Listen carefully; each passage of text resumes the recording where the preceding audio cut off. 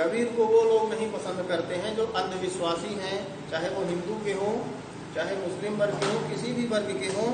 ऐसे व्यक्ति कबीर जो है वो नहीं पसंद करते, या ये कहिए कि कबीर भी उनको नहीं पसंद करते। ठीक है, जैसे चूंकि वह मूर्ति पूजा कहिए, अंधविश्वास कहिए, इनके खिलाफ खड़े हो जाते थे। ठीक है, वह ना हिंदूवादी थे ना मुस्लिमवादी थे, वह क्या है कि मानवतावादी थे। ठीक है,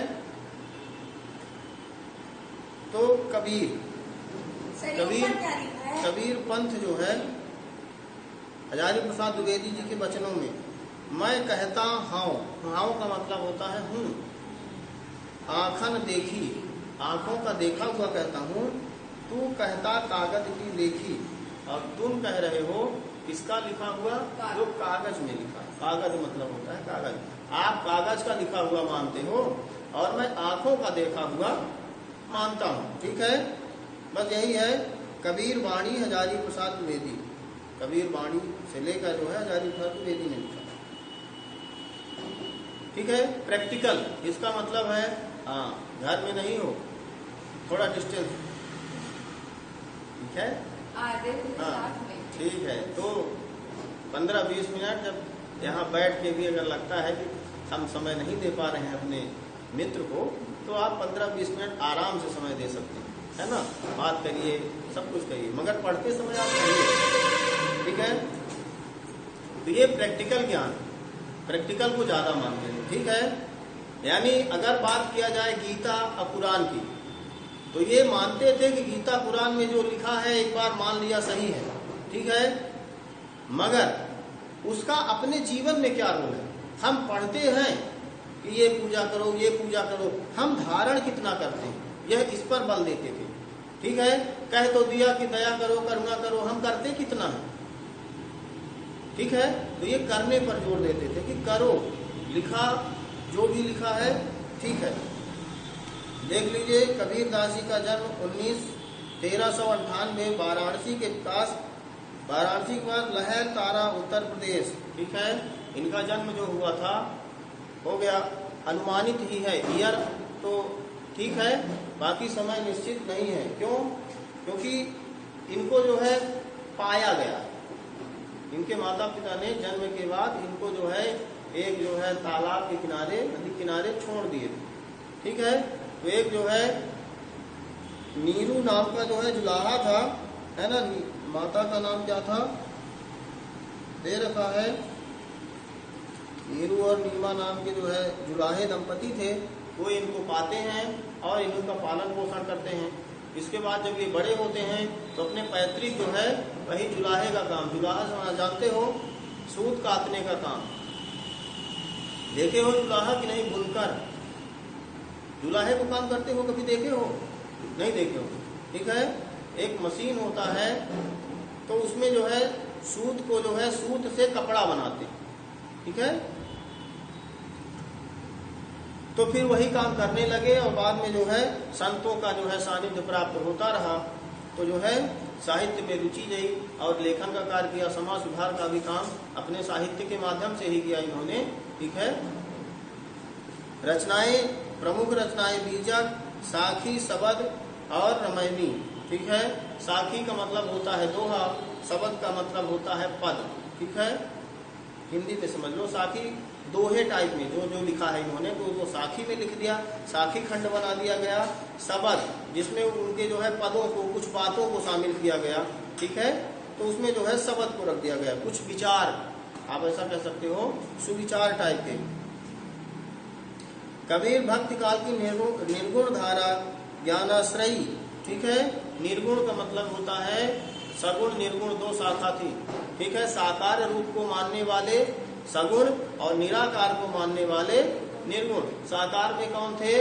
आपके तुलसीदास थे और ये सूरदास थे, ये सब साकार वाले, जो राम को पूजते थे, जो कृष्ण के लिए लिखते थे, ये सब जो है सगुण भक्ति वाले थे। और जो राम कृष्ण को या किसी भी मूर्ति को नहीं मानते थे वह निर्गुण वाले थे, तो ये निर्गुण थे। और दो टूक शब्दों में प्रभावी ढंग से कह देने का सामर्थ्य रखते थे, बहुत लंबा नहीं कहते थे, इसीलिए दोहे सबसे छोटे होते हैं, 2 लाइन में होती है, बात गहरी होती है। ठीक है,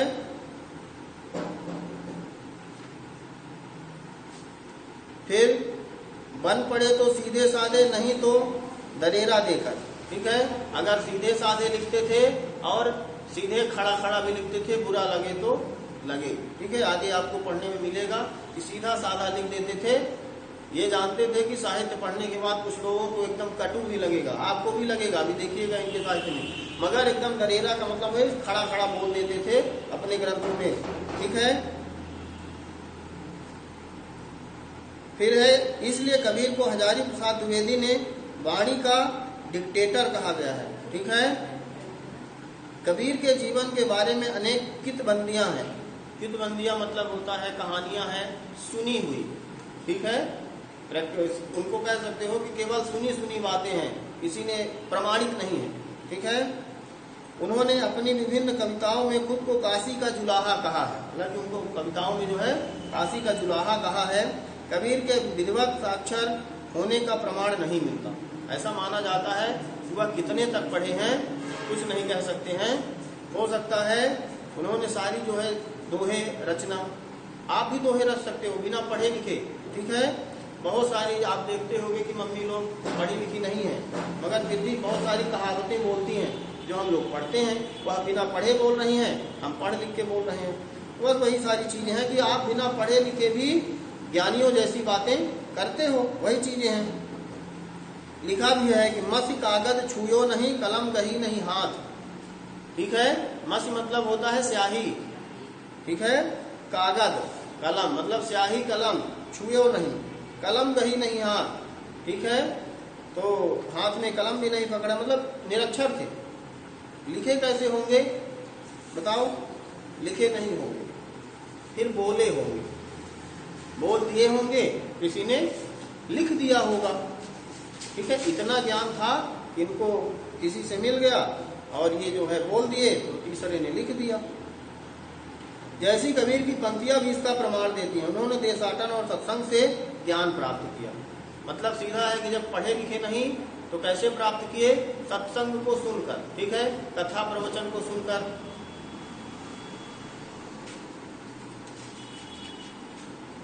फिर देखिए, इनसे जुड़ी एक कहानी बता देते हैं, शायद आप सुने हो। कितबंदी ही है। कितबंदी का मतलब कहीं सुनी बातें। काशी में मरना का मतलब होता है मोक्ष का पाना। ठीक है, ये आप भी सुने होंगे कि काशी में जो मरता है उसको स्वर्ग मिलता है, या इलाहाबाद में जो मरे गंगा के क्षेत्र में, मतलब गंगा के क्षेत्र से। ठीक है, और सबसे उत्तम स्थान मरने का काशी है। बहुत सारे लोग मरने काशी में मृत्यु को जो है इच्छा रखते हैं। तो चूंकि यह काशी में ही जन्म लिए थे, अलग अलग बिठा दें क्या? ठीक है, क्योंकि जन्म इनका काशी में हुआ था और उस समय हिंदू अगर सभ्यता में बात करोगे तो हिंदू सभ्यता में स्वर्ग का स्थान बहुत उच्च था। मरने के बाद स्वर्ग किसको नहीं चाहिए? उसी स्वर्ग के लालच से तो लोग अच्छे काम करते हैं, अगर और उसी नर्क के डर से लोग गलत काम से बचते हैं। तो मरते समय इनको मतलब इस भ्रांति को हटाने के लिए कि स्वर्ग नरक जैसी कोई चीज नहीं होती। ठीक है, यद्यप कथनानुसार अगर कहा जाए तो मेरे खुद के विचार हैं, मैं भी स्वर्ग नरक पर विश्वास करता हूँ। विश्वास करने की वजह है, पॉजिटिव वजह है बस। ठीक है, ऐसा नहीं स्वर्ग मिले ना मिले बात ये नहीं है। ठीक है, यदि हमको गलत काम से हटाने के लिए नर्क नामक कोई ऐसा पदार्थ है, ऐसा तत्व है, ऐसी चीज है जिससे डराया जाता है, नर्क जैसी चीज से हम डर कर अच्छा काम करने के लिए प्रेरित होते हैं, तो नर्क का होना तो अच्छी बात है। यदि हम डर से अच्छा काम कर रहे हैं तो नरक होना चाहिए, होता हो तो बहुत अच्छी बात है। यदि हम डरेंगे ही नहीं तो फिर गलत काम तो करेंगे, और कर भी रहे हैं बहुत सारे लोग। ठीक है, इसलिए नरक स्वर्ग तो अच्छी बात है। स्वर्ग के डर से लोग अच्छे काम करते हैं और नरक के डर से लोग स्वर्ग के डर से लोग गलत काम से बचते हैं। तो बस वही चीज है। तो इन्होंने इस भ्रांति को जो है मिटाया और एक काम कर दिया। मरते मरते कहाँ चले गए? काशी छोड़ दिए। बोले हम काशी में नहीं मरेंगे, मैं देखना चाहता हूं कि हमें स्वर्ग होता है कि नर्क होता है, लोग ये जाने। ठीक है, तो ये कहाँ मरे जाके? मगहर। एक स्थान है, काशी से 3 से 4 किलोमीटर दूर है। और मगहर और काशी में कह सकते हो पूरी तरह से विरोधाभास। विरोधाभास, काशी में मरने वाला स्वर्ग पाता है और मगहर में मरने वाला नरक पाता है, जबकि काशी और मगहर की दूरी बिल्कुल नहीं है। मगर जितना जो प्लेस मगहर का है, सॉरी,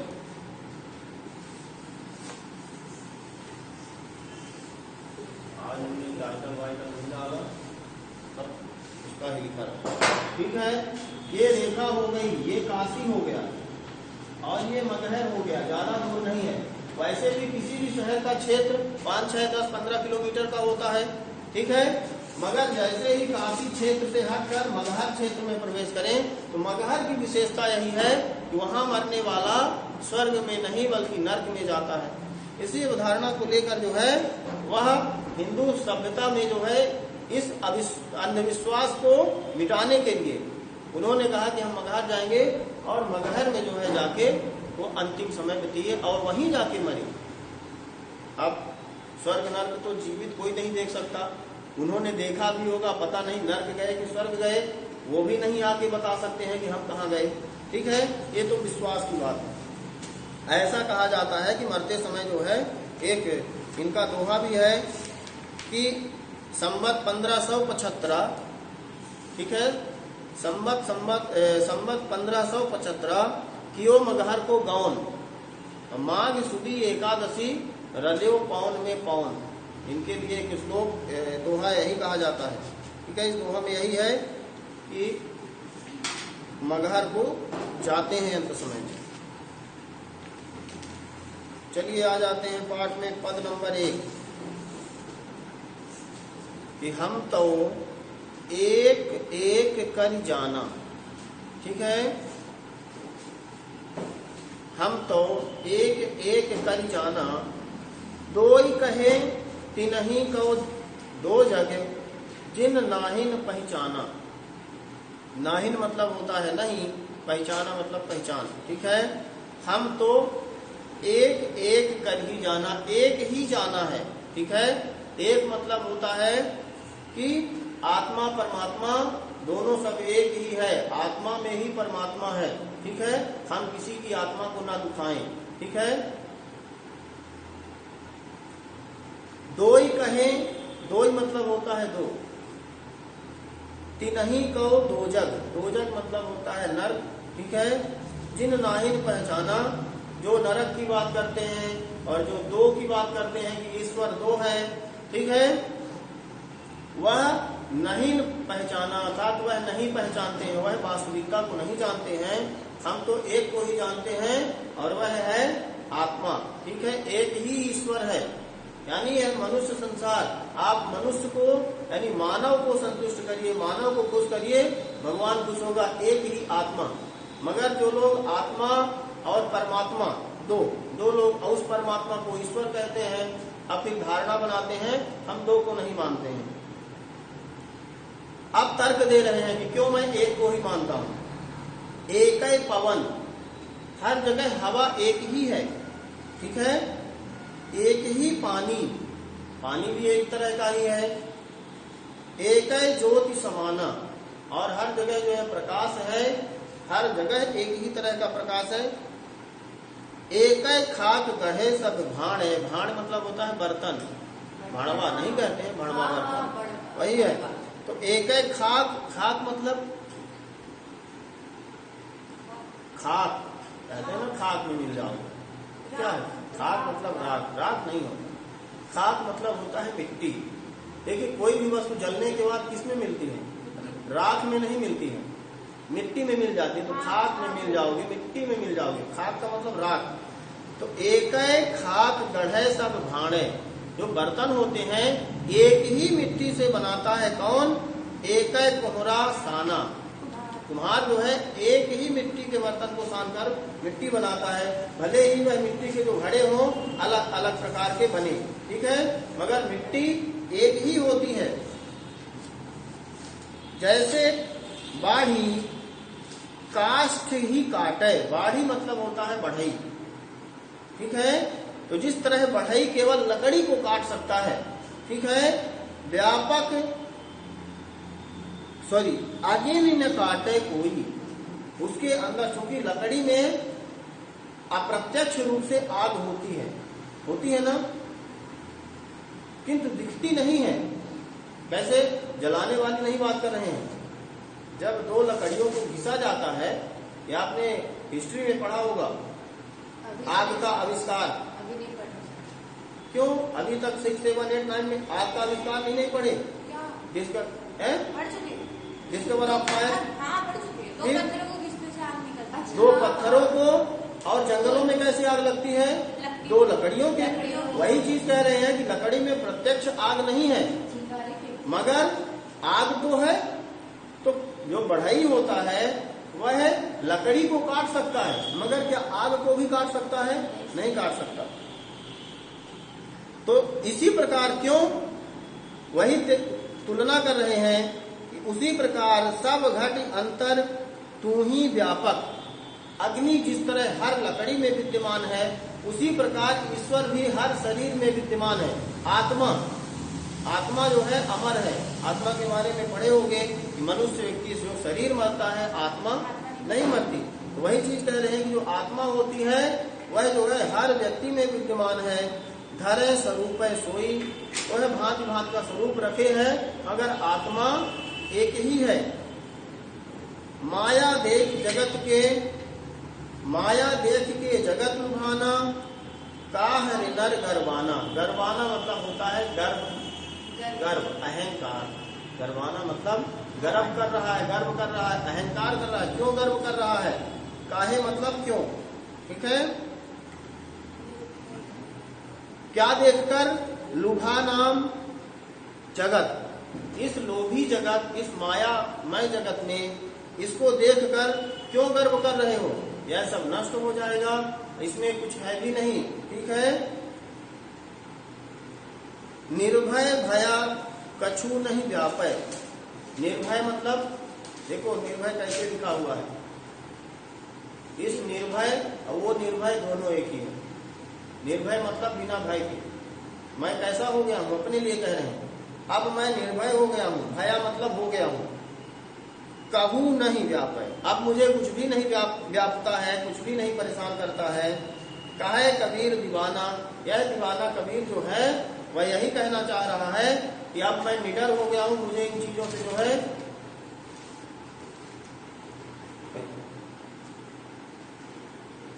खुद डूबेगी, लेके तुमको भी डूबेगी। इतना भी आर्ट सरल नहीं है जितना अगर हल्के में लोगे। ध्यान रखो, आर्ट वाले जो होंगे, अगर मैं कहूं तो आर्ट वालों का जो स्टेटस मैं कहूं, सिलेबस छोड़ दो। आर्ट वाले बहुत अच्छे बच्चे माने जाते हैं मेरी दृष्टि में। आर्ट वाले IAS, PCS ये ज्यादा जाते हैं, क्योंकि जिनका ये सब्जेक्ट मजबूत होता है वही जो है कलेक्टर और SP, DSP यही सब बनते हैं। और फिर जो बाकी के अधिकारी बनते हैं वो इन्हीं के इशारे पर नाचते हैं। तो इसको कम मत आंको, और ये मजबूत तभी होगा जब अच्छे से पढ़ोगे। ठीक है।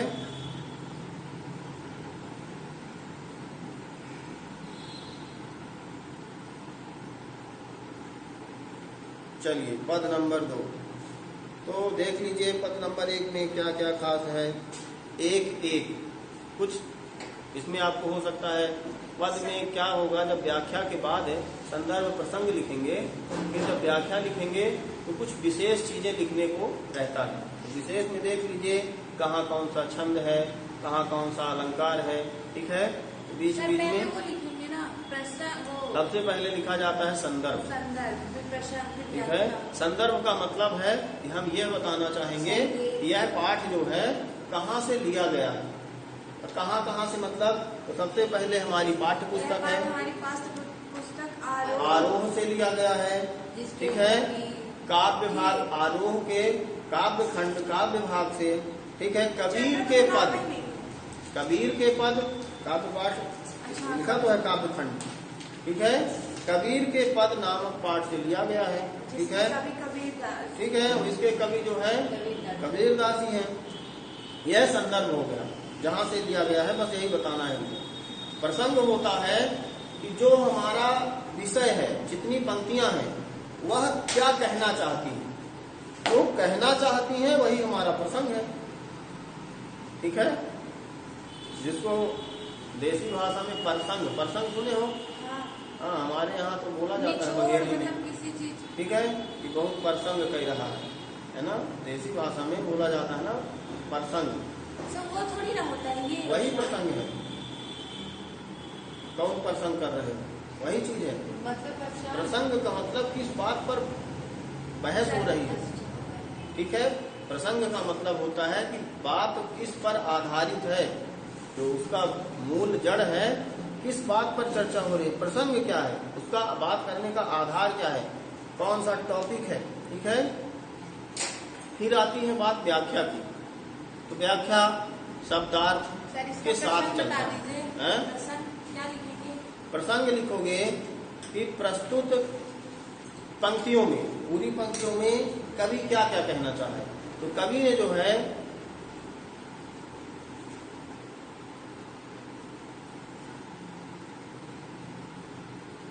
ईश्वर को जो है, ईश्वर को एकात्म रूप में, एक रूप में समान रूप से कहना चाह रहा है। ठीक है, एक ही मानता है। ठीक है, दो नहीं मानता है। ठीक है, और ईश्वर जो है कबीर जो है इस पंक्तियों में कहना चाह रहे हैं कि मनुष्य को इस माया रूपी संसार को देखकर अहंकार नहीं करना चाहिए। ठीक है, उसे निर्भय होकर केवल मानव मात्र के लिए जो है विचार करना चाहिए, मानव मात्र हित के लिए जो है कार्य करने चाहिए। ठीक है, इतना ही प्रसंग 2 लाइन का। ठीक है, तो कबीर के मतलब कबीर जो है तो वो ये कहते हैं कि जो ईश्वर है, तो मतलब ईश्वर जो है वो मनुष्य है। अगर मनुष्य को हम प्रसन्न रखते हैं तो फिर ईश्वर भी है, क्योंकि वो तो ईश्वर में मानते नहीं है। केवल कबीर आत्मा को मानते हैं। ठीक है, कबीर केवल आत्मा को मानते हैं और यही मानते हैं कि हम जो है ईश्वर अगर है तो वह आत्मा रूप में है और सब में है। यही जो हमारे अंदर आत्मा बसी है, यही ईश्वर है बस, इसके अलावा कोई ईश्वर नहीं है। कबीर दास के अनुसार जो हमारे अंदर आत्मा है वही ईश्वर है, इसके अलावा कोई ईश्वर नहीं है। आत्मा को ही ईश्वर का दर्जा देना चाह रहे हैं। ठीक है, ये बात समझ में आ गई कि ईश्वर अगर है तो उसी का अंश हम सब में आत्मा रूप में है। अन्य कहीं भी मंदिर मस्जिद आदि में जो है ईश्वर नहीं है, दूसरे किसी भी रूप में ईश्वर नहीं है। कबीर दास जी ये कहना चाह रहे हैं, इसलिए ईश्वर एक ही है। और विभिन्न तर्कों के माध्यम से वह यह साबित करना चाह रहे हैं। बहुत से तर्क दे रहे हैं, एक पानी है, एक हवा है, इत्यादि विभिन्न तर्कों से वह जो है प्रस्तुत पंक्तियों में हमको समझाना चाह रहे हैं कि ईश्वर एक ही है, जो कि हमारे आत्मा के स्वरूप में सब पर विराजमान है, सभी जीवों पर विराजमान, सभी मानवों पर विराजमान है। ये आपका प्रसंग हो गया। ठीक है, फिर व्याख्या हो जाएगा। व्याख्या आपके शब्दार्थ से मिलकर बनता है। किसी भी शब्द का जो क्लिष्ट है उसको आप सरल उसका शब्दार्थ लिख देंगे। जैसे तव, तम का मतलब होता है तो होता है, हम तव तो, एक एक कर जाना जानते हैं। ठीक है, फिर कहोगे तिनही, तिनही मतलब जिनको। ठीक है, दो जग नरक, इस तरह से जहाँ उन्होंने वो शब्द इस्तेमाल किए हैं वहाँ हम जो है सामान्य हिंदी के शब्दों का प्रयोग करके कभी ऐसा कहना चाहता है, कभी प्रस्तुत पंक्तियों में ये कहना चाह रहा है। के शब्द है ना, है? नहीं, मैं बता रहा हूँ, इन्होंने बिंदी आ रखा है। बिंदी का मतलब समझते हो, तो अनुस्वार लगाया है, नकुआते थे। हाँ, इसको नकुआना कहते हैं। और क्या, नाक से शब्द लिखते थे तो नाक वाले के लिए बिंदी रखना पड़ा। अच्छा, वो जैसा बोलते थे जो करते हैं उसमें लिख दिया। हाँ, ऐसा ही है, नकुआते रहे होंगे। तो हाँ, नाक के बल पर कुछ लोग बोलते हैं ना, तो बस वैसा ही है, बाकी वो संस्कृत नहीं है।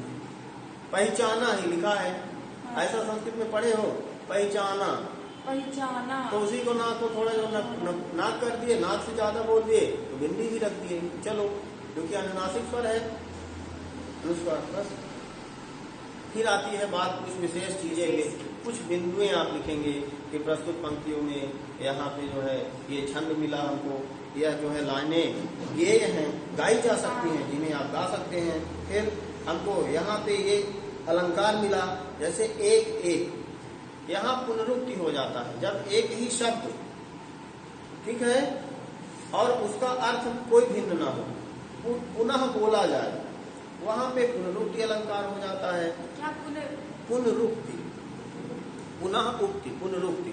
तो जहाँ एक ही पद बार बार बोला जाए वहां पे, और अर्थ भिन्न ना हो, अर्थ समान हो, जैसे धीरे धीरे तो समान ही है, पहले 2 बार प्रयोग हुआ तो धीरे धीरे, जैसे जो सब, जैसे जहाँ तहाँ यहाँ वहाँ, ये क्या होता है? साथ में मतलब वो लग जाता है।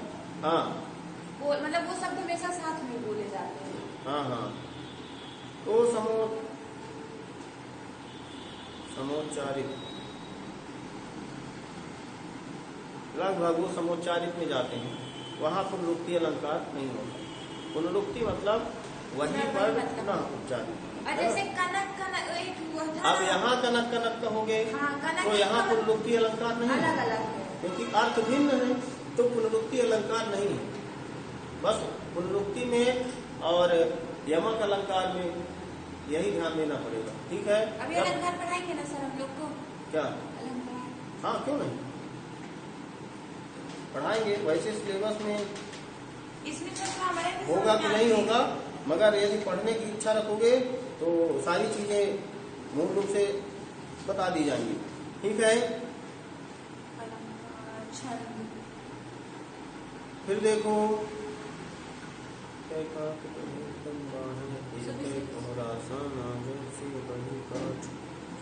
आगे में काटे कोई सब, ठीक है। अब सरूपय सोई देख लीजिए, नीचे से तीसरी लाइन में, ऊपर से 5वीं लाइन। जैसे बाड़ी कष्टी काटे, अग्नि न काटे को, काटे कोई, और नीचे है सरूपय सोई, ऊपर काटे कोई है। काटे कोई में अनुप्रास अलंकार है। जहां अनुप्रास अलंकार वहां हो जाता है जहां पे कोई भी पद 2 पद 3 पद आगे के, जैसे का से चालू हुआ काटे और का से ही चालू हुआ कोई, यहाँ का की आवृत्ति हो गई, और नीचे सरूपय सोई में सासा की आवृत्ति हो गई, तो ठीक है। तो इस तरह से यहाँ पे अनुप्रास अलंकार हो जाता है। हाँ, ये सा आ गया तो जहाँ वर्णों की आवृत्ति हो वहाँ अनुप्रास अलंकार हो जाता है, ठीक है। तो इस तरह से यहाँ पे अनुप्रास अलंकार हो जाता है। इसी तरह नीचे भी है कहा कबीर, वहां भी अनुप्रास अलंकार। तो इस तरह से कुछ विशेष चीजें कविता लयबद्ध और गाने योग्य है, और 5-6 चीजें आप विशेष में डाल देंगे, आप इसके बाद आगे बढ़ जाएंगे।